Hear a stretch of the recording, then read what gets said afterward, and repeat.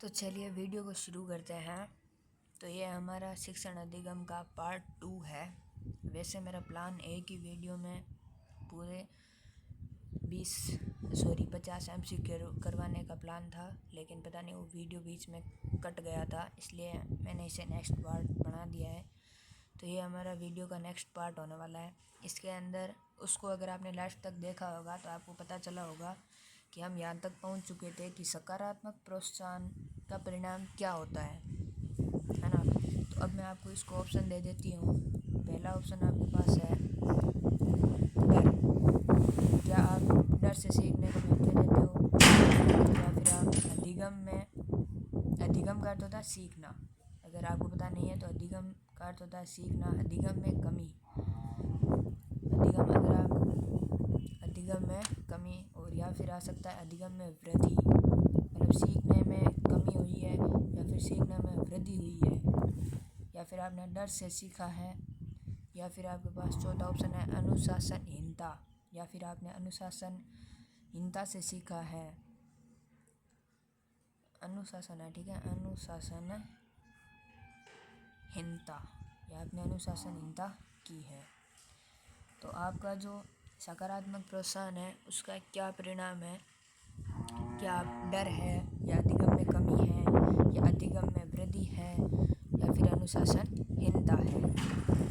तो इसमें अपना हो जाएगा अधिगम में वृद्धि, मतलब सीखने में वृद्धि। अगर हमें सकारात्मक प्रोत्साहन मिला है, अगर हमें मोटिवेशन मिली है, तो हम सीखने में क्या कर पाएंगे? वृद्धि कर पाएंगे। अगर वहीं हमें नकारात्मक प्रोत्साहन मिला, अगर हमने किसी ने बोल दिया कि भाई पढ़ने से कुछ नहीं होता, ये वो, आप कौन सा कलेक्टर बनते हो, तो फिर हम क्या कर देते हैं? सीखना कम कर देते हैं। अगर हमें कहते हैं हाँ कलेक्टर तू ही बनेगा, तो हम ज़रूर से उस चीज़ को सीखने की कोशिश करते हैं। जैसे कोई मैथ है, मैथ का कोई फॉर्मूला है, अगर हमारे दिमाग में माइंड सेट हो गया तो मुझे ये सीखना है, तो हम वो सीख लेते हैं। अगर पहले ही हमें पता चल गया कि नहीं यार ये नहीं होगा, तो वो फिर नहीं होगा 100%। इसे बोलते हैं स्ट्रेटजी सीखने की। मतलब आपको पहले पता होना चाहिए हाँ मैं इसको सीख सकता हूँ, ये बहुत इजी है। महसूस करना पड़ता है कि हाँ ये बहुत इजी है, मैं इसको आसानी से सीख सकता हूँ, तो फिर हम उसको आसानी से सीख जाते हैं। लेकिन पहले ही मैथ का डर होता है, इंग्लिश का डर होता है, उसमें हम कुछ सीख नहीं पाते। समझ में आता है फिर भी कहते हैं समझ में नहीं आया। जैसे आपने नोटिस किया होगा कि हमारा कोई फेवरेट सब्जेक्ट होता है, उसमें कितनी भी हार्ड चीज़ क्यों ना जाए उसे हम आसानी से कंप्लीट कर देते हैं, क्योंकि हमारा माइंडसेट वो वैसा हो जाता है कि ये तो आसान सब्जेक्ट हम इसमें कर देंगे। इसी प्रकार तो देखते हैं नेक्स्ट क्वेश्चन है हमारा 13वां। तो 13वें क्वेश्चन में क्या है? क्वेश्चन नंबर 13, शिक्षा मनोविज्ञान का संबंध किससे है? शिक्षा मनोविज्ञान, शिक्षा मनोविज्ञान का संबंध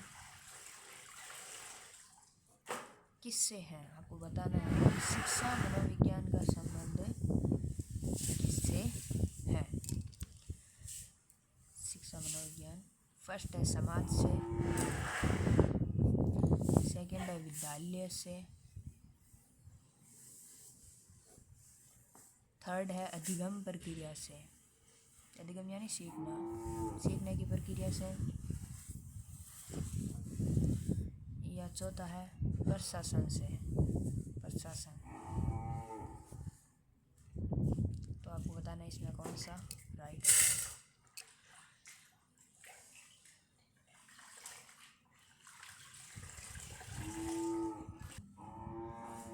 तो शिक्षा मनोविज्ञान का जो संबंध है वो अपना अधिगम प्रक्रिया से है, कि आपने क्या सीखा, कब सीखा, कितना सीखा, कैसे सीखा, है ना। तो ये हो गया अपना शिक्षा मनोविज्ञान का संबंध है वो अधिगम प्रक्रिया से है, मतलब हमारे सीखने को लेकर है। अब ये जो नेक्स्ट क्वेश्चन है ये बहुत ही अच्छा क्वेश्चन है, और ये लगभग मेरे हिसाब से BSTC 2023 के अंदर ये क्वेश्चन पूछा गया था, है ना। तो ये अच्छा क्वेश्चन है। प्रयास त्रुटि सिद्धांत किसने दिया? और आजकल ज़्यादातर ऐसे क्वेश्चन ज़्यादा पूछे जाते हैं कि प्रयास त्रुटि सिद्धांत किसने दिया। प्रयास त्रुटि सिद्धांत किसने दिया? फर्स्ट है पावलोव ने, सेकंड है स्किनर ने। इसमें आप टिप्पा नहीं मार सकते क्योंकि ये फिक्स क्वेश्चन है, इसका उत्तर भी फिक्स होगा। अच्छा इसकी तरह हो गया, ये टिप्पा मत मारना इसमें। यह आगे वाला कॉलर और इसके आगे वाला है थॉर्नडाइक, इसके आगे वाला है अपना थॉर्नडाइक। तो हम थोड़ी इसकी थ्योरी पर भी डिस्कस करेंगे बाद में नेक्स्ट वीडियो के अंदर। तो प्रयास त्रुटि का सिद्धांत किसने दिया? पावलोव ने, स्किनर ने, कॉलर ने, थॉर्नडाइक ने। इसमें आपको थोड़ा ज़्यादा समय दे देती हूँ सोचने के लिए, क्योंकि अगर आपने थ्योरी पढ़ी होगी तो आप इसमें आसानी से बता सकोगे। तो किसने दिया है? इम्पोर्टेंट क्वेश्चन है, स्टार लगा लेना थोड़ा इसके आगे, मैं आपको स्टार लगा देती हूँ, ये लो। तो आप भी स्टार लगा लेना। तो ये सिद्धांत है वो अपना थॉर्नडाइक का है। ये सिद्धांत किसका है? थॉर्नडाइक है। तो हमेशा याद रखना, बिना ऑप्शन के याद रखने की कोशिश करो, तभी ऑप्शन होगा सही कर पाओगे। अगर आप सीधा ही पहले ही ऑप्शन से याद रख रहे हो तो इसका मतलब ऑप्शन आओगे वहाँ पर आप गोल हो जाओगे, क्योंकि थॉर्नडाइक नाम दिया है, वैसे सेम टू सेम वो 2-3 नाम और दे देगा तो आपको कंफ्यूज हो जाएगा। तो इसलिए जैसे ही आपको याद आए नाम प्रयास त्रुटि, तो सीधा आपको दिमाग में प्रयास त्रुटि आती है, सीधा आपको थॉर्नडाइक याद आना चाहिए, तभी आप एग्ज़ाम में सही कर पाओगे। वरना आप अगर पहले से ऑप्शन पर डिपेंड रहोगे तो आप 100% गलत करोगे। इसलिए सीधा दिमाग में थ्योरी इसकी सीधा दिमाग में रखो। प्रयास त्रुटि सिद्धांत किसने दिया? बिना ऑप्शन थॉर्नडाइक। हालांकि वहाँ पे ऑप्शन आते हैं, बहुत अच्छी बात है, लेकिन पता नहीं सरकार का कब क्या मूड चेंज हो जाए, वो सब कुछ। तो बढ़ते हैं नेक्स्ट क्वेश्चन है हमारा 15वां क्वेश्चन है ना, ये भी बहुत अच्छा, स्टार लगा लेना। आजकल ऐसे प्रश्न ज़्यादा पूछे जाते हैं, वैसे प्रश्न मतलब जो लंबे चौड़े क्वेश्चन होता है वो कम पूछे जाते हैं। थ्योरिकल क्वेश्चन है वो आजकल ज़्यादा पूछे जाते हैं क्योंकि बच्चे हो रहे हैं आलसी, इसलिए। तो बाल केंद्रित, नेक्स्ट प्रश्न हमारा है बाल केंद्रित शिक्षा का समर्थन कह सकते हैं, या समर्थक कौन था, या समर्थन करने वाला कौन था, या समर्थक कौन था?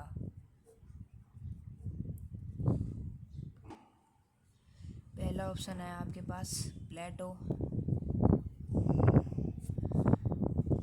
दूसरा आपके पास है रूसो। देखो ये भी सेम नाम आ रहे हैं, प्लेटो, रूसो, अरस्तु। अरस्तु अपने हिस्ट्री में आ रखा है 12th की।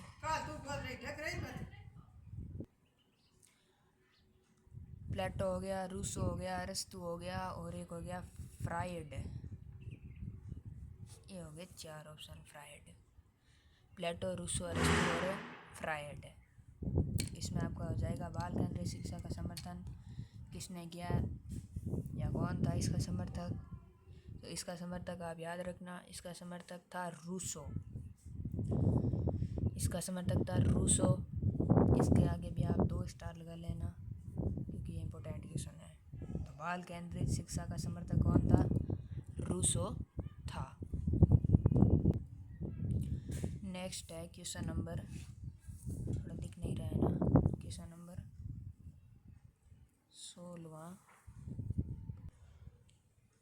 16वां नंबर आपका क्वेश्चन है शिक्षक की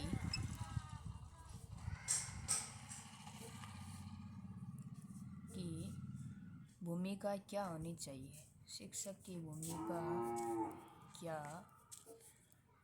होनी चाहिए?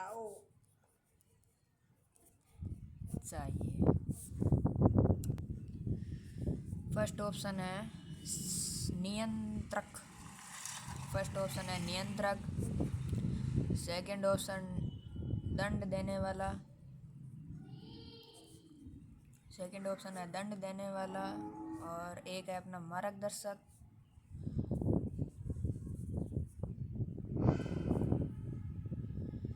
मार्गदर्शक। और डी ऑप्शन है अपना निरीक्षक। आपको बताना है कि शिक्षक की भूमिका क्या होनी चाहिए। नियंत्रक मतलब बच्चों पर नियंत्रण करने वाला होना चाहिए, या फिर बच्चों को कूटने वाला होना चाहिए, या फिर मार्गदर्शन करने वाला होना चाहिए, या फिर निरीक्षक मतलब जिसको खुद ही कुछ ना आता हो।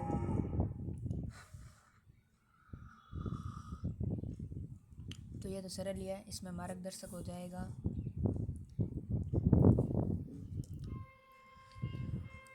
तो इसमें अपना हो जाएगा मार्गदर्शक। शिक्षक जो होता है उसकी मुख्य भूमिका होती है मार्गदर्शन करना, बच्चों को सिखाना कब क्या कहाँ कैसे कौन क्या करना है।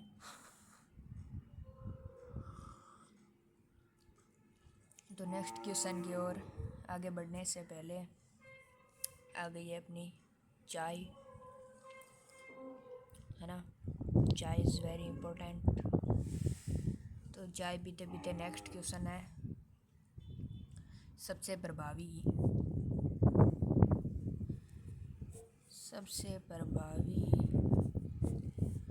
शिक्षण कब होता है। सबसे प्रभावी शिक्षण कब होता है? जिस समय बच्चे सबसे ज़्यादा सीखते हैं, मतलब जो सबसे प्रभावी शिक्षण है वो कब होता है। तो ये आपको समझ कर आंसर देना है, ये कोई थ्योरिकल क्वेश्चन नहीं है।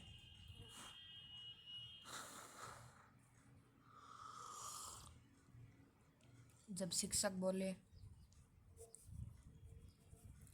इन क्वेश्चनों की करने की एक ही ट्रिक है कि आप इनमें जो अलग आपको लग रहा है कि ये हो नहीं सकता, उसको आप पहले ही काट दो। मतलब चार ऑप्शन है, उसमें से दो तो पहले ही कट जाएंगे जो हो ही नहीं सकते।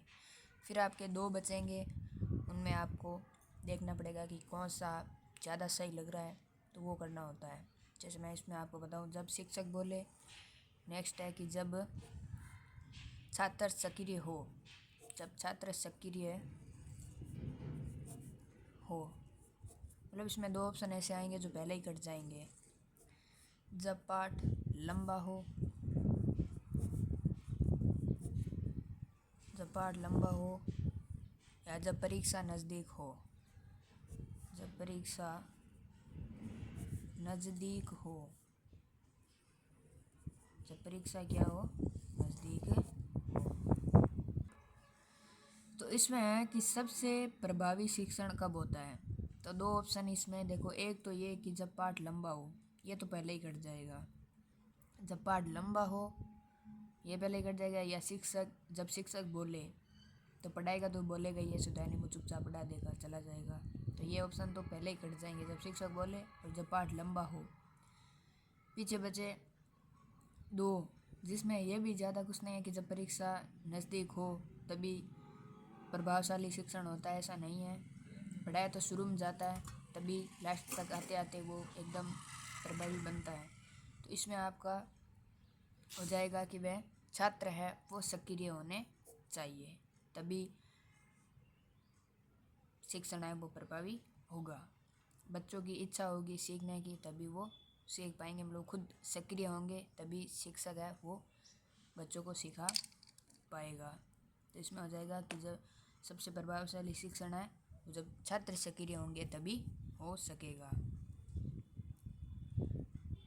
अगर छात्र हुआ हल्ला कर रहे हैं तो वो शिक्षण प्रभावी नहीं माना जाएगा। नेक्स्ट क्वेश्चन है, कौन सी विधि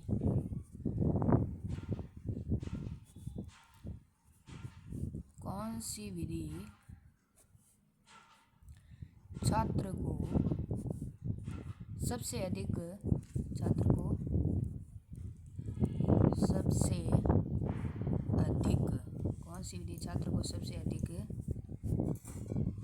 सक्रिय बनाती है। सबसे अधिक क्या बनाती है? सक्रिय बनाती है।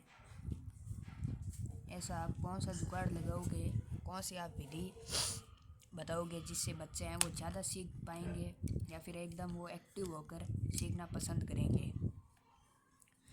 तो पहला है व्याख्यान विधि।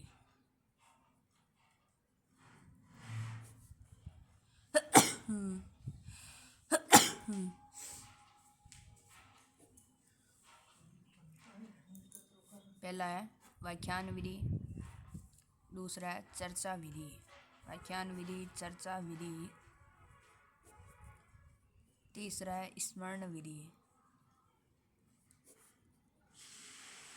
तीसरा क्या है? स्मरण विधि। और चौथा है आपका पुस्तक विधि। स्मरण विधि और उसके बाद है, तो अगर मैं थोड़ा बहुत इनके बारे में आपको समझाऊं तो व्याख्यान विधि का मतलब होता है कि शिक्षक है, ठीक है, वो बैठ गया एक पाठ लेकर और लंबे चौड़े उस पाठ के बारे में बता रहा है, ये हुआ और वो हुआ। भारत पाकिस्तान युद्ध ले लो, जैसे ये हुआ और वो हुआ, इधर से आए उधर से आए, तलवारें चली, ये वो, मतलब एकदम लंबा चौड़ा व्याख्या करके बता रहा है। और छात्र है वो बिल्कुल भी इंटरेस्टेड नहीं है, वो नहीं सीख रहे हैं। तो व्याख्यान विधि। फिर है चर्चा विधि। चर्चा विधि जिसके अंदर शिक्षक पहले पढ़ाता है, फिर बच्चों से पूछता है समझ में आया या नहीं आया, मतलब वो चर्चा करते हैं आपस में। लोग आपस में कॉम्बिनेशन बनाते हैं कि भाई शिक्षक चाहता है कि बच्चे कैसे सीखेंगे और बच्चे चाहते हैं कि शिक्षक है वो हमारे अनुसार पढ़ाए, मतलब जिसमें हम अच्छा सीख सकें। ऐसा नहीं है कि बच्चा चाह रहे हैं कि शिक्षक हमारे अनुसार पढ़ाए तो वो तो चाहेंगे फिर पढ़ाना ही नहीं है, ऐसा नहीं। मतलब जिसमें शिक्षक है वो एक अच्छी विधि से पढ़ा सके, बच्चों को भी समझ में आ सके, वो होती है चर्चा करके। और या फिर स्मरण विधि जिसमें स्मरण करके सीखा जाता है, या फिर पुस्तक विधि या पुस्तक से किताब दे दी पढ़ लो याद कर लो ये वो ऐसे। इसमें आपको सबसे अच्छी विधि कौन सी लग रही है? तो इसमें आपके सही विधि होगी चर्चा विधि। चर्चा विधि के अंदर क्या होता है कि अगर बच्चों को ना समझ में आए तो वो टीचर से दोबारा चर्चा करके पूछ सकते हैं, मतलब चर्चा परिचर्चा, परिचर्चा भी कहते हैं, वैसे चर्चा भी कहते हैं। तो चर्चा और परिचर्चा विधि के अंदर है छात्र है वो सबसे अच्छा या प्रभावी रूप से सीखते हैं।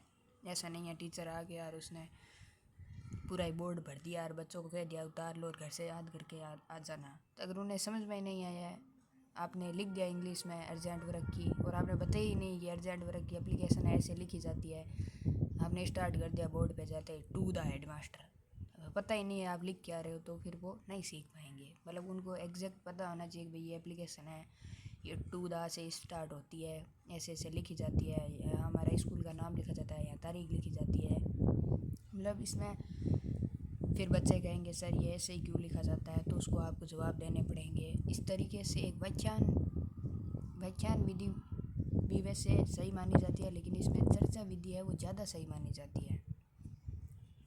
तो इसमें आ जाएगा चर्चा विधि। नेक्स्ट आपका 19वां क्वेश्चन हो जाएगा कि जो शिक्षण है वगैरह है कि शिक्षण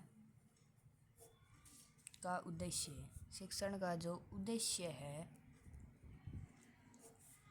केवल रटाना है, कि रटाना है। आपको दिया महाराणा प्रताप है रटा दिया, जन्म मृत्यु युद्ध ये वो सारा रटा दिया, है ना। तो शिक्षण का उद्देश्य केवल रटाना है। क्या आप इसमें सहमत हो? मतलब सहमत हो, समर्थ नहीं, सहमत हो तो आप इस पर सही करोगे। अगर आप सहमत नहीं हो तो आप उसमें गलत पर टिक करोगे। अगर आप थोड़ा बहुत सहमत हो कि हाँ भाई थोड़ा बहुत ठीक है, तो आप हो जाएगा उसमें आंशिक सही, है ना। अगर आप थोड़ा बहुत भी सहमत हो तो आंशिक सही हो जाएगा। या आप सीधा ही कहोगे भाई यह निर्भर करता है बालक पर या फिर शिक्षक पर निर्भर करता है, ये जो भी सीखने सिखाने वाला है उस पर निर्भर करता है।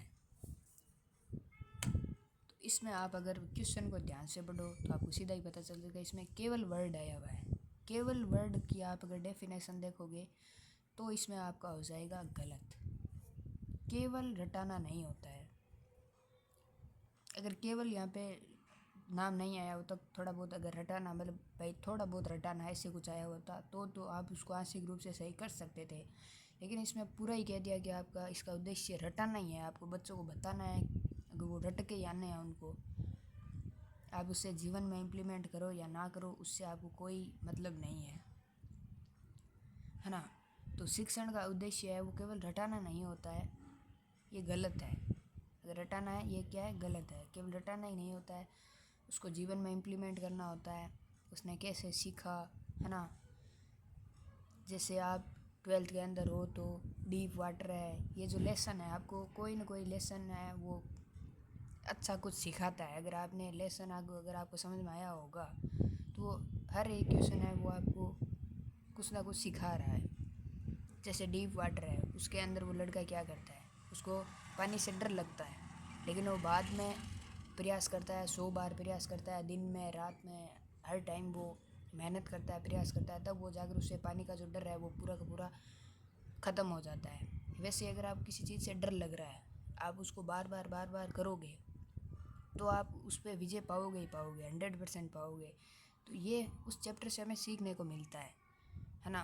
अब ऐसा नहीं है आपने पाठ पढ़ लिया, रट लिया और आपके पूरे नंबर आ गए, उससे कोई ज़रूरी नहीं है। इससे मैं बिल्कुल भी एग्री नहीं हूँ, है ना। तो बढ़ते हैं आगे नेक्स्ट क्वेश्चन की ओर। इसी तरह जो पोइम है, जो आपके कौन से भी, चाहे इंग्लिश के चैप्टर हो, चाहे हिस्ट्री के हो, हिंदी के हो, पॉलिटिकल के हो, चाहे अब अगर आप राजनीति पढ़ोगे तो आपके समझ में आएगा कि भाई राजनीति के अंदर क्या होता है।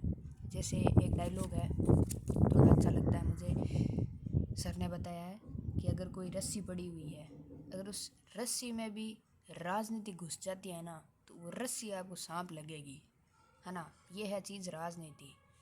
तो राजनीति के अंदर आप ऐसा आप मान के चलो कि किसे कैसे टैकल करना है, सामने क्या बोलना है, पीछे क्या बोलना है। अभी जो नेता लोग हैं वो ऊपरी तो सारे एक दूसरे के टक्कर में हैं कैमरे के आगे, लेकिन कैमरे के पीछे वो कुछ अलग ही है, मतलब सारे एक साथ मिले हुए हैं, है ना। वैसे ही हर विषय सब्जेक्ट के अंदर आपको अलग अलग चीज़ें हैं वो सीखने को मिलती है, उसको आपको जीवन में इम्प्लीमेंट करना होता है। ऐसा नहीं आपने केवल सीख लिया और जीवन में कुछ सुधार ही नहीं किया। मतलब इम्प्लीमेंट करना आपको बहुत ज़्यादा ज़रूरी होता है जीवन में। कोई भी अगर आप कहीं पर भी चले जाओ, आपकी ऑब्जर्वेशन पावर है वो ज़्यादा होनी चाहिए। जैसे आप कहीं पर जा रहे हो, है ना, आपने देखा कि ये कितने गरीब लोग हैं, है ना, ऐसे कुछ आपने देखा, तो आप सोचते होंगे कि अगर मैं इस स्थिति पे होता तो मेरा क्या होता, है ना। एक इम्प्लीमेशन और एक ऑब्जर्वेशन जो पावर है आपकी, जैसे आप हिंदी में पढ़ते होंगे तो पहले वाले लोगों की जो ऑब्जर्वेशन पावर होती थी वो बहुत ज़्यादा अधिक होती थी। जैसे आपने हिंदी के अंदर 12th क्लास के अगर उसका पाठ पढ़ा हुआ होगा तो उस पाठ के अंदर क्या है, लेखक है वो क्या करता है, सुबह का मौसम है उसके बारे में थोड़ा बताता है कि भाई लाली है, ये है, वो है, मतलब काला आसमान है, उसके अंदर जब सूर्य उदय होता है तो किस तरीके का मनोरम दृश्य होता है उसके बारे में बताया गया है। तो अब लेखक ने ऑब्जर्वेशन लेखक की जो पावर है वो ज़्यादा थी। जैसे मान लो लेखक अभी उठा होगा सुबह और उसने देखा होगा वाह यार क्या मौसम बन रहा है, चलो कविता लिख देते हैं। तो उन्होंने, उनकी जो ऑब्जर्वेशन पावर है वो ज़्यादा थी, इसलिए उन्होंने ऐसी कविता लिख दी कि भाई ये ऐसा हो रहा है, ये ऐसा हो रहा है। उन्होंने 2-3 लाइन अपने मन से जोड़ दी, है ना। तो इस तरीके से उन्होंने लिख दिया। तो ये होती है ऑब्जर्वेशन, कि आप कुछ भी देख रहे हो उसको जीवन में इम्प्लीमेंट कर रहे हो, उसके ऊपर लिख रहे हो, डिस्कस कर रहे हो, ये ज़्यादा आपको महत्वपूर्ण होता है। ऐसा नहीं है आपको शिक्षा है, आपको कह दिया, सर ने कह दिया कि ये रट के आओ, आप रट के आगे 100 आउट ऑफ 100 लेके आगे और आगे कोई फ्यूचर ही नहीं है, तो ये तो गलत बात है। और अब रट के 100 लेके आ रहे हो या समझ कर लेकर आ रहे हो तो बहुत अच्छी बात है। आप लेके आ रहे हो मतलब आप मेहनत कर रहे हो, तो बहुत अच्छी बात है। आगे हम अगर बढ़े नेक्स्ट क्वेश्चन की ओर, 20वां हमारा MCQ होने वाला है। तो ये भी एक अच्छा है कि शिक्षण को क्या बनाता है, प्रभावी। मतलब कौन सा आपको इसमें से बताना है कि भाई शिक्षण है, ठीक है, शिक्षण को क्या बनाता, शिक्षण को क्या बनाता है प्रभावी। इसमें आप थोड़ा क्वेश्चन समझो। शिक्षण क्या बनाता है, डर, दंड, प्रेरणा, है ना, क्या आपको सीख मिलती है कुछ, या फिर ये क्या चुप्पी है, क्या ये से ऑप्शन दिया हुआ है फर्जी ऑप्शन है तो हो गई नहीं। तो क्या आप डर की वजह से सीख रहे हो, क्या आपको दंड मिल रहा है उससे बचने के लिए सीख रहे हो, या फिर आप सीखने के लिए सीख रहे हो, मतलब प्रेरणा ले रहे हो कुछ ना कुछ। तो इसमें तो हो जाएगा प्रेरणा। हम विद्यालय आते हैं और सीखते हैं, उनसे हमें प्रेरणा मिलती है। कोई बड़ा व्यक्ति है, अमीर व्यक्ति है, हम उसको देखते हैं, उससे हमें क्या मिलती है? प्रेरणा मिलती है। हम उसके जैसा बन सकते हैं, वैसी हमें प्रेरणा मिलती है। तो शिक्षण भी वैसे ही है। प्रभावी शिक्षण से हमें क्या मिलेगी? हमेशा प्रेरणा मिलेगी। तो ये तो थे हमारे 20 MCQ। तो इन सारे प्रश्नों में तो आपके प्रश्न दिया हुआ था, आपने सीधा का सीधा ऑप्शन देख के उत्तर बताया है, ठीक है। वैसे ही अब थोड़ा हम क्वेश्चन की स्ट्रेटजी को चेंज करते हैं। अब मैं आपको एक मिलान वाला क्वेश्चन देती हूँ, ठीक है। उसमें आपको सीधा क्लियर हो जाएगा मिलान से, मतलब उसमें आपको खंड ए को खंड ब से मिलाना है ना। तो चलिए वो क्वेश्चन हल करते हैं। तो चलिए नेक्स्ट क्वेश्चन करते हैं, क्वेश्चन नंबर 21वां। इसमें आपको सुमेलित करना है, ठीक है। सुमेलित कीजिए, ढंग से सुमेलित करना। मैं इसमें ऑप्शन नहीं दूंगी, आप सीधा सुमेलित करके नीचे कमेंट बॉक्स में लिख देना, ठीक है। और फिर देख लेना आपका राइट है या रॉन्ग है, जो भी है। तो एक इसमें आपका BS ब्लूम, एक है हर्बर्ट, एक है मॉरिसन है ना, मॉरिसन, और एक है हंट, ठीक है। अब आपको देते हैं BS ब्लूम। आगे आपको लिखना है स्मृति स्तर, आपको मिलान करना है, ठीक है। स्मृति स्तर, मूल्यांकन, चिंतन स्तर। इतनी देर हमने चिंतन स्तर पर पढ़ा था ना, वो किसका था? चिंतन स्तर। और बोध स्तर भी पढ़ा, तो ये दोनों स्तर किसके थे, ठीक है। तो अब आपको करना है इसका मिलान, इसको मिलान करना है।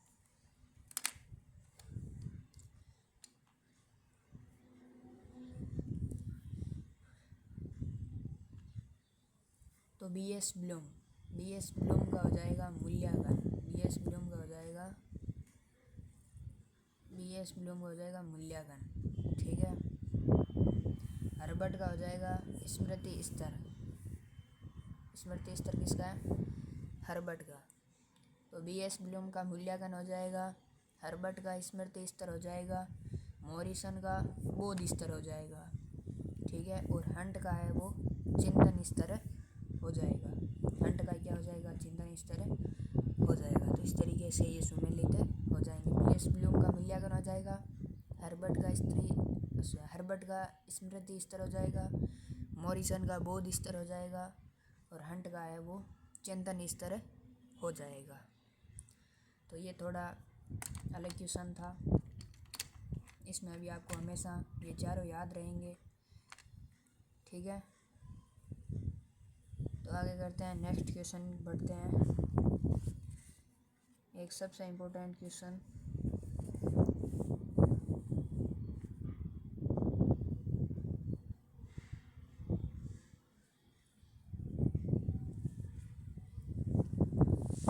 नेक्स्ट क्वेश्चन है अपना 22वां। पूरे 50 क्वेश्चन करने हैं, है ना। तो 22वां क्वेश्चन है संप्रेषण वाला। अब हमारा थोड़ा टॉपिक चेंज हो रहा है, यहाँ है संप्रेषण के लिए, ठीक है। ये MCQ है, ये सातों के सातों लेसनों में से है, ठीक है। तो ये संप्रेषण वाले में से है। तो संप्रेषण के लिए आवश्यक है, संप्रेषण किसको कहते हैं? मतलब एक व्यक्ति की बात है वो दूसरे व्यक्ति तक पहुँचाना, या मतलब दो व्यक्ति आपस में बात कर रहे हैं, मतलब हम कहते हैं संप्रेषण, मतलब वार्तालाप कह सकते हैं एक तरीके से। तो संप्रेषण है, संप्रेषण के लिए आवश्यक है, मतलब कितने व्यक्ति आवश्यक है, कितने व्यक्ति है वो संप्रेषण कर सकते हैं, या कितने तरफा होता है संप्रेषण। तो पहला लिखो एक तरफा तरफा नाम आप लिख लेना, ठीक है। एक तरफा या दो तरफा या अनेक तरफा, अनेक तरफा या फिर नन, मतलब कोई नहीं, या संप्रेषण होता ही नहीं, ठीक है। एक तरफा होता है या दो तरफा होता है या फिर अनेक तरफा होता है या फिर नन। तो इसमें आपका हो जाएगा संप्रेषण है वो ज़्यादातर दो तरफा आपका सही माना जाएगा। संप्रेषण के लिए आवश्यक है, तो संप्रेषण के लिए दो व्यक्ति या दो तरफ व्यक्ति होना मतलब आवश्यक है। तो संप्रेषण के लिए कितने व्यक्ति आवश्यक है? दो व्यक्ति आवश्यक है। या संप्रेषण कितने तरफा होना चाहिए? तो दो तरफा होना चाहिए। नेक्स्ट क्वेश्चन की ओर बढ़ते हैं। यह भी इम्पोर्टेंट क्वेश्चन है। SMCR सूत्र में सबसे प्रभावी है, सबसे प्रभावी है। इसमें आपको बताना है कि सबसे प्रभावी क्या है। भेजने वाला, इस सूत्र में सबसे प्रभावी कौन होता है? भेजने वाला होता है। प्राप्तकर्ता होता है, भेजने वाला होता है, प्राप्तकर्ता होता है, या मैसेज होता है जो भेजा जाता है किसी व्यक्ति के द्वारा, या फिर चैनल होता है जिसके द्वारा हम भेजते हैं, है ना। जिसको भेज रहे हैं, चैनल यानी जिसके द्वारा भेज रहे हैं, प्राप्तकर्ता यानी जिसको भेज रहे हैं, और भेजने वाला हो गया खुद जो भेज रहा है। तो इस सूत्र के अनुसार आपको बताना है कि सबसे प्रभावशाली कौन होता है। तो इस सूत्र के अनुसार आपका सबसे प्रभावशाली है वो मैसेज हो जाएगा। मैसेज या आप लिख सकते हो संदेश, है ना। मैसेज, संदेश वो क्या होता है? सबसे प्रभावी होता है। संदेश होगा तभी आप भेजोगे, या फिर आप क्या भेजोगे, है ना।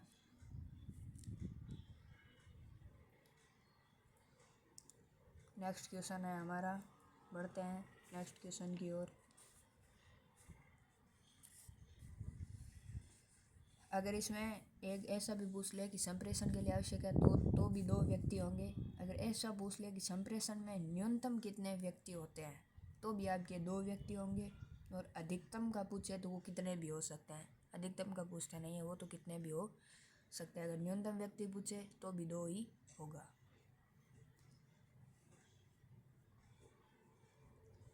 एक इसी से संबंधित है, SMCR से ही, SMCR से संबंधित एक क्वेश्चन हो रहा है कि SMCR सूत्र में S का अर्थ बताना है आपको। S का अर्थ है, S का अर्थ है, थोड़ी बहुत आपने इंग्लिश हिंदी पढ़ी होगी तो आप बता दोगे। S का अर्थ है प्रेषक, भेजने वाला, प्रेषिती, प्राप्त करने वाला, या फिर दोनों, भेजने वाला और प्राप्त करने वाला दोनों, या फिर नन यानी दोनों ही नहीं। या दोनों हो सकते हैं या दोनों ही नहीं। तो इसके अंदर आपको हो जाएगा प्रेषक, भेजने वाला। इसमें क्या हो जाएगा? प्रेषक, भेजने वाला। क्लियर? मतलब SMCR सूत्र होता है, उसमें S का अर्थ होता है भेजने वाला, प्रेषक होता है, ठीक है। और प्रेषित बोलते हैं प्राप्त करने वाले व्यक्ति को। आपने लेटर वगैरह वगैरह जो लेटर पढ़े होंगे उनमें आपने पढ़ा होगा प्रेषक, प्रेषित के बारे में। नेक्स्ट क्वेश्चन है हमारा अभिव्यक्ति। वो जो क्वेश्चन थे पहले शुरू वाले 20 क्वेश्चन, वो तो थे शिक्षण को लेकर, और ये है अपने संप्रेषण वाले टॉपिक में से। और अब ये जो 25वां क्वेश्चन है ये अपना अभिवृत्ति से लेकर है, व्यावसायिक अभिवृत्ति लेसन है उसमें। तो इसमें इम्पोर्टेंट यही है कि अभिवृत्ति होती है, अभिवृत्ति होती है। ये भी मोस्ट है क्वेश्चन। ये 2025 जो BSTC का एग्ज़ाम था उसके अंदर ये पूछा गया था क्वेश्चन कि अभिवृत्ति होती है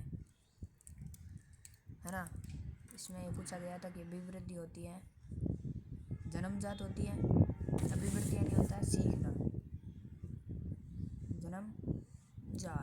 जन्मजात होती है या फिर अर्जित होती है, जन्मजात होती है, अर्जित होती है, या फिर दोनों ही होती है, जन्मजात भी होती हैं, अर्जित भी होती है, दोनों होती है, या फिर नन, दोनों ही नहीं होती है, ना ही जन्मजात ना ही अर्जित।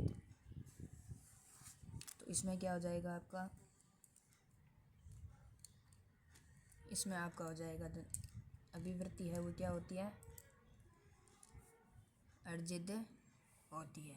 तो अभी तक हमारे 25 क्वेश्चंस हो चुके हैं। तो आप कमेंट में बताओ आपके अभी तक 25 में से कितने क्वेश्चन सही हुए। कौन सा भी अगर क्वेश्चन समझ में ना आया हो तो कमेंट कर देना कि सर ये वाला क्वेश्चन है वो समझ में नहीं आया। तो उसका जब हमारा इसका पार्ट 3 आएगा तो आपको थोड़ी बहुत इसके बारे में मैं बता दूँगी, है ना। तो आगे बढ़ते हैं, क्वेश्चन नंबर 26। अब थोड़े ये छोटे छोटे हैं क्वेश्चन, ज़्यादा बड़े नहीं हैं, क्योंकि बड़े क्वेश्चन है हमने कर लिए हैं थोड़े बहुत छोटे क्वेश्चन भी कर लेते हैं ताकि काटा है वो बराबर रहे। नेक्स्ट क्वेश्चन है कि अभिवृत्ति के प्रकार हैं, अभिवृत्ति के प्रकार है मतलब अभिवृत्ति के प्रकार कितने प्रकार होते हैं अभिवृत्ति के, क्या अभिवृत्ति के 1 होता है, 2 होते हैं, 3 होते हैं, या फिर 4 होते हैं। अभिवृत्ति के कितने प्रकार होते हैं, 1 होता है, 2 होते हैं, 3 होते हैं, फिर 4 होते हैं। तो अभिवृत्ति के हमेशा याद रखना, अभिवृत्ति के 3 प्रकार होते हैं। अभिवृत्ति के कितने प्रकार होते हैं, 3 प्रकार होते हैं। अभिवृत्ति कितने प्रकार होते हैं, 3 प्रकार होते हैं। अभी आपको नेक्स्ट बताना है कि अभिवृत्ति जो है का प्रकार नहीं है, मतलब 3 प्रकार होता है, तो 3 कौन कौन से होते हैं वो देख लेना। इसमें आपको 3 के अलावा चौथा कौन सा है वो बताना है। तो अभिवृत्ति के प्रकार नहीं है, पहला आपको दे दिया सकारात्मक, दूसरा आपको दे दिया नकारात्मक, दूसरा आपको क्या दे दिया, नकारात्मक, तीसरा आपको दे दिया तटस्थ,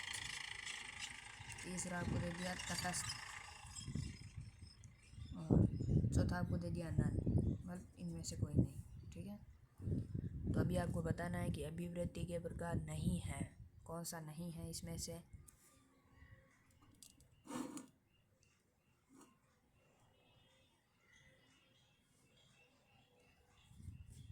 अभिवृत्ति का प्रकार कौन सा नहीं है, तटस्थ है वो अभिवृत्ति का प्रकार नहीं है। अभिवृत्ति के 1 तो 3 ही प्रकार होते हैं, एक होता है सकारात्मक, एक होता है नकारात्मक, और एक होता है शून्य।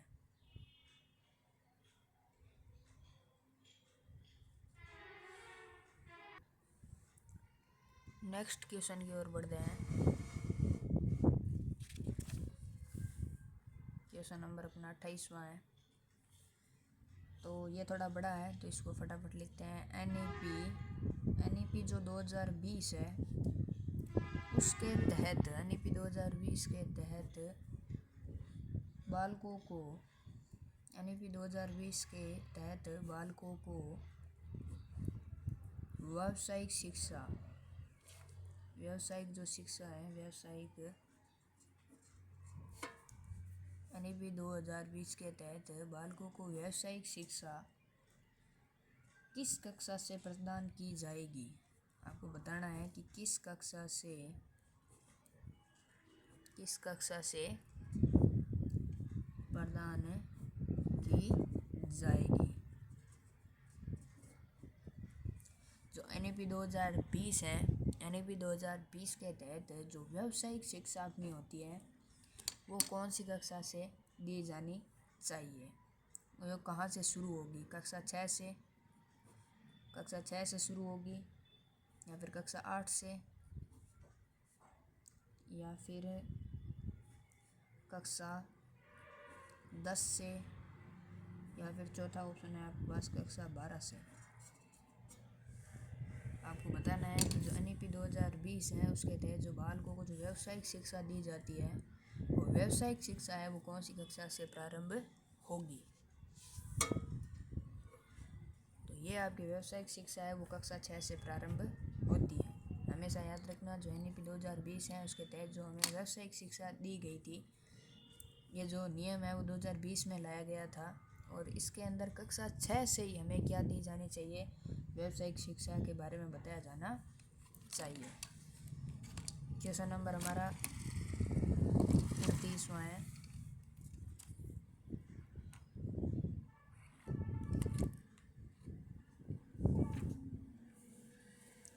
थोड़ी हवा चल रही है तो आप पेज उड़ रहा है, इसको थोड़ा आप इग्नोर कर देना, है ना। पेज वगैरह मैं जा रहा हूँ, कक्षा बहुत लंबी जा रही है, 40 मिनट हो चुके हैं, तो ये पेज अब थक गया है ना, उड़ रहा है, जाएगा पता नहीं कहाँ जाएगा। मैं कह रहा आप तो नहीं जा रहे, मैं चला जाता हूँ ना। तो अभिवृत्ति होती है, नेक्स्ट आपको बताना है कि अभिवृत्ति होती है, अभिवृत्ति होती है, अभिवृत्ति होती है। तो अभिवृत्ति कैसी होती है? ए ऑप्शन परिसर होती है, बी ऑप्शन परिवर्तनशील होती है, बी ऑप्शन परिवर्तनशील होती है, सी ऑप्शन अज्ञात होती है, मतलब जिसको आपको पता नहीं अज्ञात होती है, या फिर कोई नहीं, नन। चौथा ऑप्शन है नन। तो अभिवृत्ति कैसी होती है? अभिवृत्ति होती है, परिसर होती है, परिवर्तनशील होती है, अज्ञात होती है, कैसी होती है?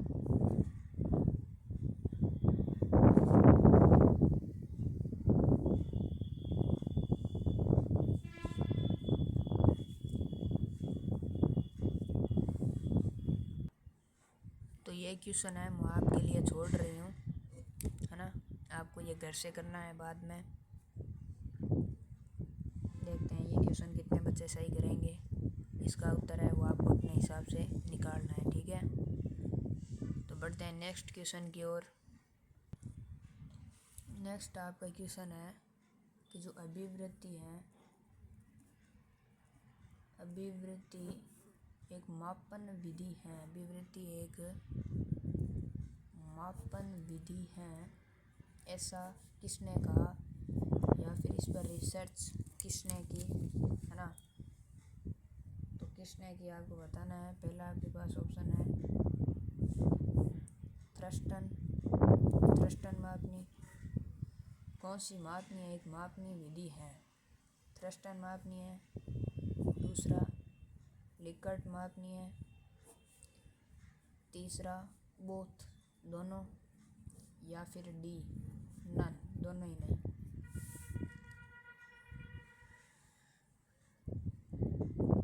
तो मैं एक बार ऐसा करती हूँ, तो ध्यान रखना अभिवृत्ति एक है वो मापन विधि है, थ्रस्टन और लिकर्ट ये दोनों हो जाएगा, इसके अंदर हो जाएगा बोथ, दोनों हो जाएगा, है ना। थ्रस्टन भी है और लिकर्ट भी है। 31वां क्वेश्चन,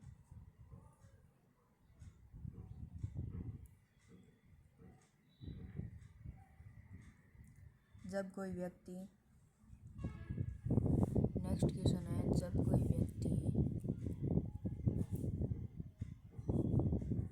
कोई व्यक्ति व्यापार प्रारंभ करता है, जब कोई व्यक्ति क्या करता है? व्यापार प्रारंभ करता है। जब कोई व्यक्ति व्यापार प्रारंभ करता है तो व्यक्ति का नज़रिया होता है। तो आपको बताना, तो व्यक्ति का नज़रिया होता है, व्यक्ति का क्या होता है? नज़रिया होता है। जब कोई व्यक्ति है तो व्यापार प्रारंभ करता है तो व्यक्ति का नज़रिया कैसा होता है? तो व्यक्ति का नज़रिया होता है नकारात्मक या फिर सकारात्मक,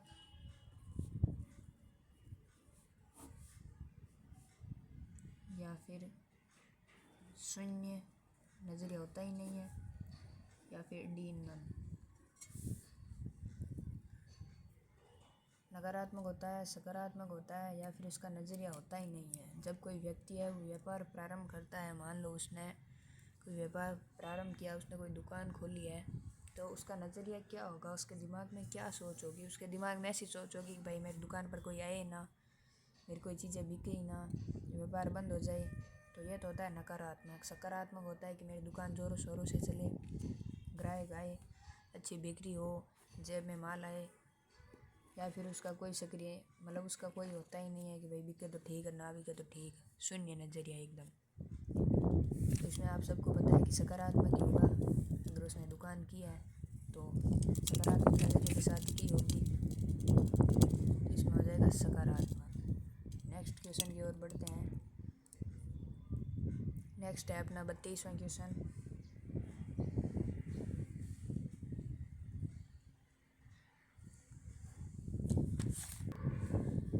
तो अब मैंने क्या किया है, कुछ MCQ और छांटे हैं। तो एक बार मैं क्या करती हूँ, सारे MCQ को यहाँ पर लिख लेती हूँ, ठीक है। बाद में मैं उसके आपको सारों के उत्तर बताऊँगी। तो आपको क्या करना है, मेरे साथ साथ ये एक बार आपको लिखना है, ठीक है, ताकि जल्दी जल्दी ये हमारे पूरे हो जाएं 50। वरना अभी तक तो 32 क्वेश्चन हुए हैं, काफ़ी हमारे बाकी पड़े हैं, 18 और बाकी पड़े हैं। तो एक बार मैं क्या कर लेती हूँ, 18 क्वेश्चन है वो लिख लेती हूँ, लिख के और बाद में हम सारों की एक साथ ही चर्चा कर लेंगे, है ना। तो लिखते हैं।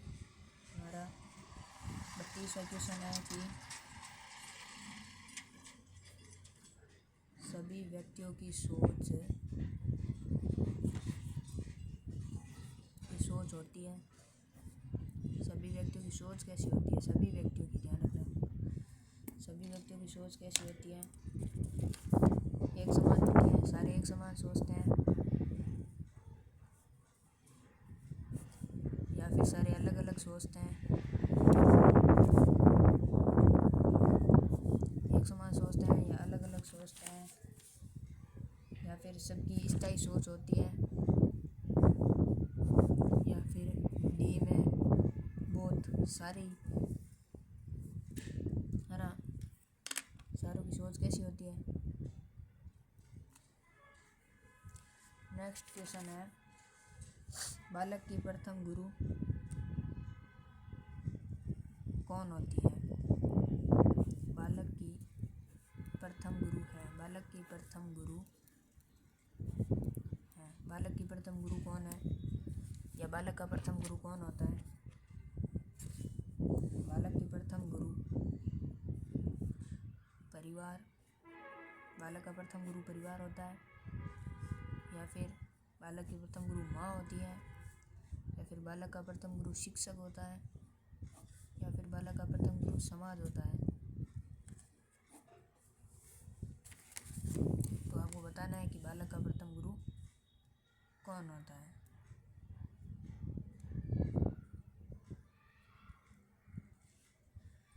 फिर आपको बताना है अभिरुचि, अभिरुचि होती है, अभिरुचि होती है, अभिरुचि होती है व्यक्तिगत, अभिरुचि व्यक्तिगत होती है, या फिर अभिरुचि है वो सामूहिक होती है, या फिर दोनों, व्यक्तिगत भी हो सकती है, सामूहिक भी हो सकती है, या फिर नन, दोनों ही नहीं। व्यक्तिगत होती है, सामूहिक होती हैं, या फिर दोनों या दोनों ही नहीं। नेक्स्ट क्वेश्चन,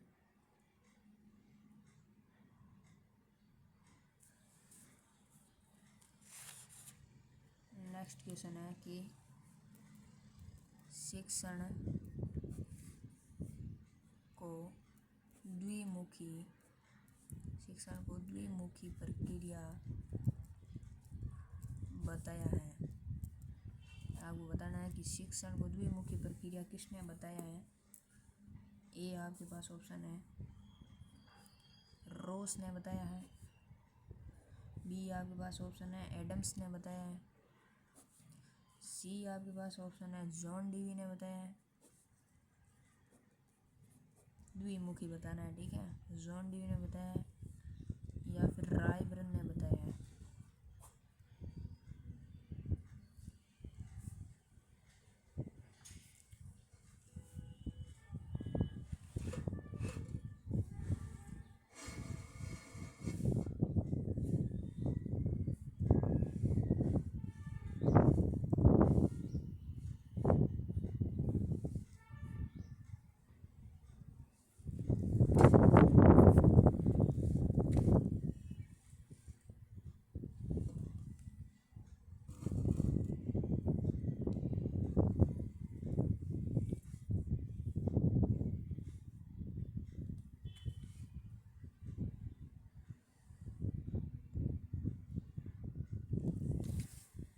नेक्स्ट है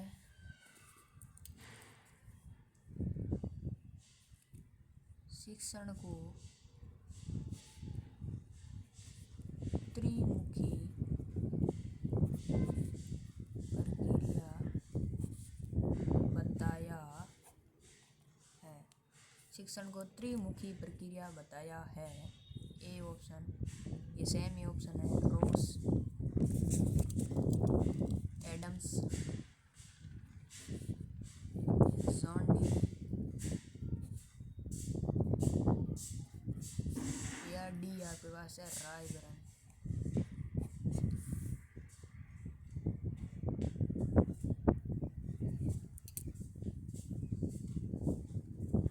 क्वेश्चन नंबर नेक्स्ट 35वां।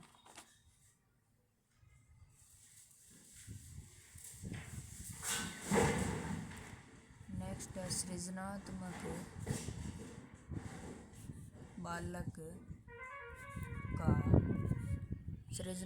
बालक का IQ होता है। IQ यानी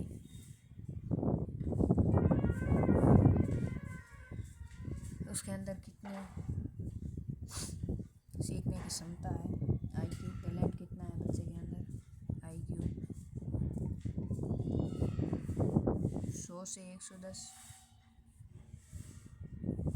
110 से 120, 140 से 150 या फिर 170 से 190।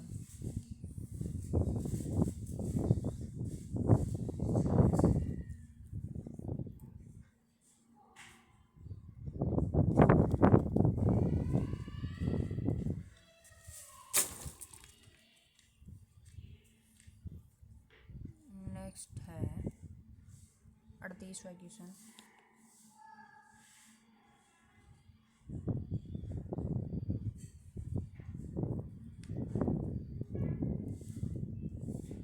ये तो हो गया ना शिक्षण की स्तर है।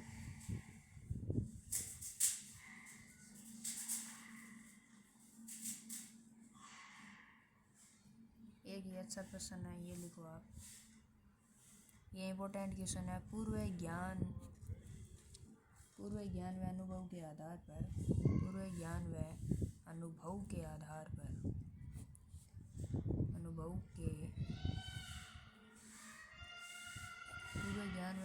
आधार पर व्यवहार में परिवर्तन करना।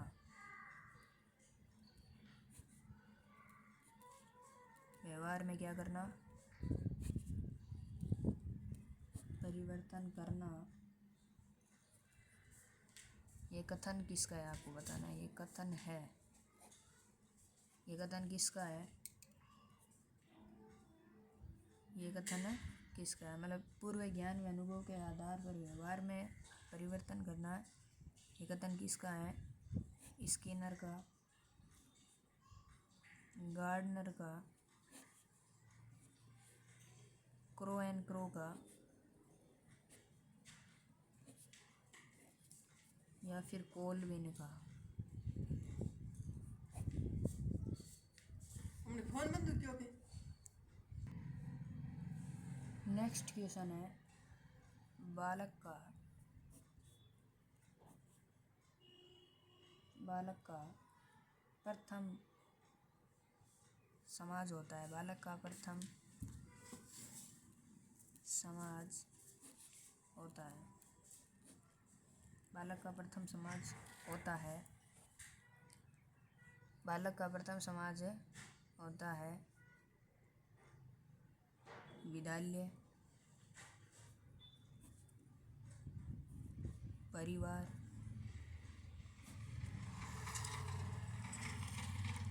शिक्षक या सहपाठी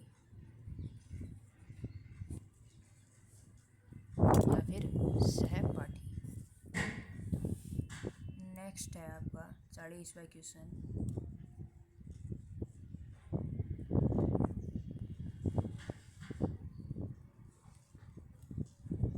बालक का प्रथम विद्यालय होता है।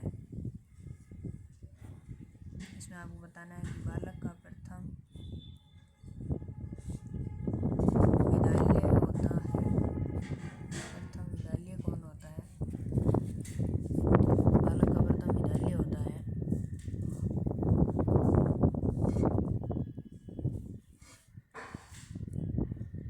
बालक का प्रथम विद्यालय होता है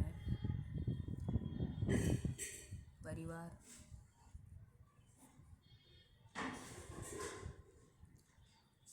शिक्षक, समाज, सहपाठी।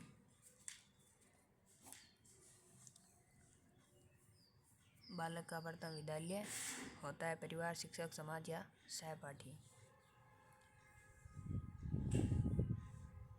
तो ये हमारे हो गए 40 क्वेश्चन। तो एक बार वापस लास्ट क्वेश्चन का आंसर हमने देखा था कि जब कोई व्यक्ति व्यापार करता है तो उस व्यक्ति का नज़रिया कैसा होता है, ये हमने देखा था। ये सकारात्मक होता है, मैंने बताया था। उसके बाद हमने देखा था कि सभी व्यक्तियों की सोच होती है। तो अब सभी व्यक्तियों की सोच आपको पता है अलग अलग होती है। कोई क्या सोचता है, कोई क्या सोचता है। सभी व्यक्तियों की सोच है वो कभी समान नहीं होती है। तो सभी व्यक्तियों की सोच है वो हमेशा अलग अलग होती है। नेक्स्ट है कि बालक की प्रथम गुरु है वो माँ होती है। बालक की प्रथम गुरु है वो माँ होती है। माँ बच्चे को जैसा सिखाएगी बच्चा हमेशा वैसा ही सीखेगा। अभिरुचि होती है। अभिरुचि यानी जो खुद की रुचि होती है, अभिरुचि है वो हमेशा व्यक्तिगत होती है।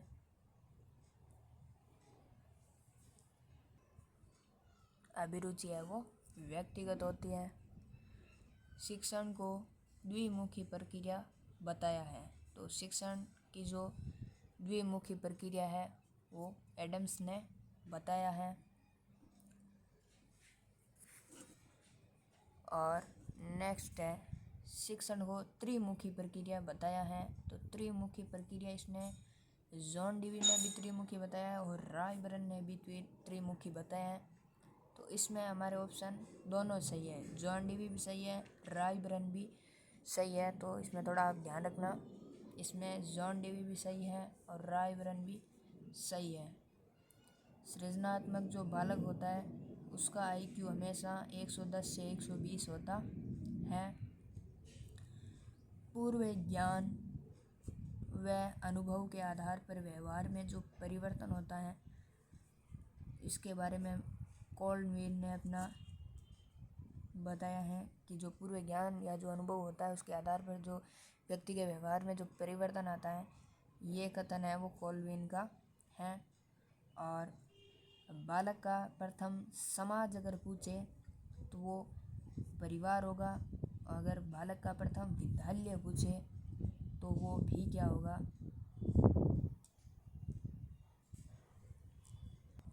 तो वो भी परिवार ही होगा। तो इसके अंदर भी IQ है वो 110 से 20 हो जाएगा और कॉल्डवेल का हो जाएगा ये वाला। और उसके बाद है प्रथम समाज परिवार हो जाएगा और प्रथम विद्यालय भी है वो परिवार हो जाएगा।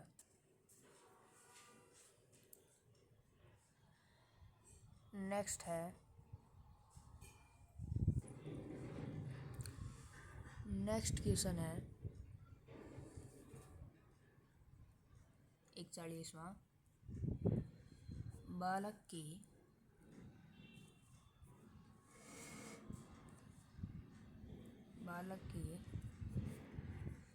प्रथम गुरु माँ होती है।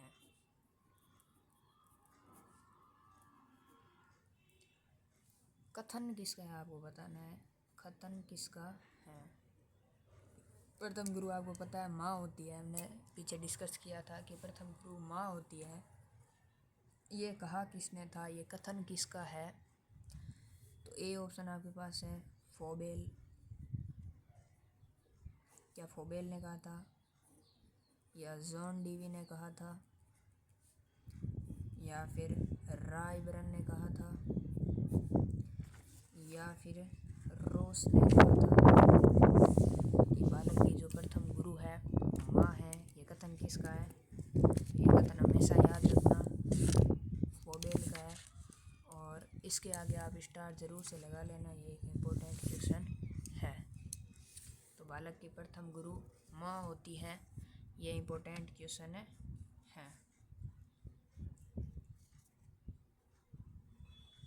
नेक्स्ट आपका क्वेश्चन है अपसारी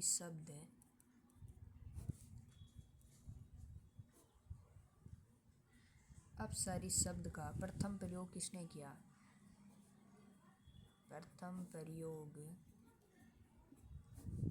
अपसारी शब्द का प्रथम प्रयोग किसने किया।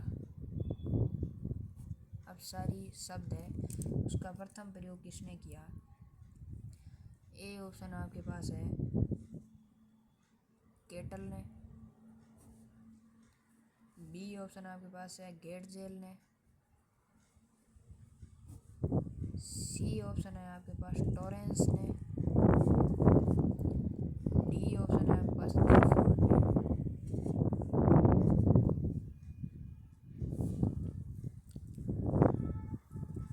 वहाँ तक दिखाई नहीं दे रहा है ना।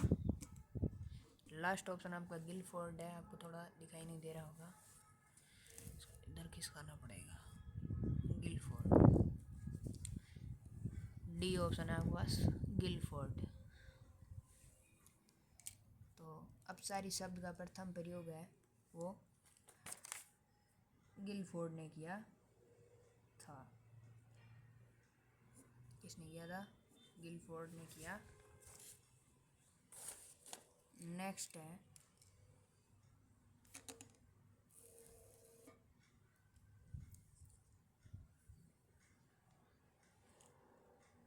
सृजनात्मकता या जो समझ है आपकी। सृजनात्मकता को कहते हैं हम समझ। सृजनात्मकता प्रारंभ होती है। सृजनात्मकता प्रारंभ होती है। सृजनात्मकता है वो कहाँ से प्रारंभ होती है, मतलब कौन सी एज से आपकी प्रारंभ होती है। ऑप्शन 3 वर्ष से, 6 वर्ष से, सी आपके पास है 18 वर्ष से, डी आपके पास है 30 वर्ष से। आपकी जो सृजनात्मकता है वो कब से प्रारंभ होती है, तो ये ध्यान रखना आपकी है वो 6 वर्ष से प्रारंभ होती है, जिसे हम बाल्य अवस्था भी बोलते हैं। बाल्य अवस्था। ऑप्शन में ऐसा भी आ सकता है किशोर अवस्था, शिशु अवस्था, बाल्य अवस्था, है ना। तो ऐसे नाम भी दे सकता है और ऐसे वर्ष भी दे सकता है। तो वर्ष आपको 6 याद रखना है और कौन सी, बाल्य अवस्था। तो 6 वर्ष बाल्य अवस्था याद रखना है। कभी कभार थोड़ा ऐसे भी घुमा कर भी देता है।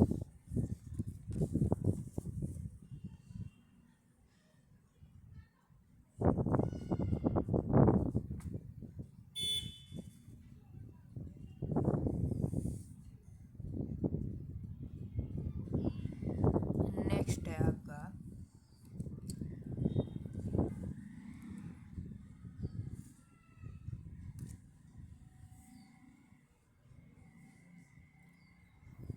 सृजनात्मक जो बालक होता है, सृजनात्मक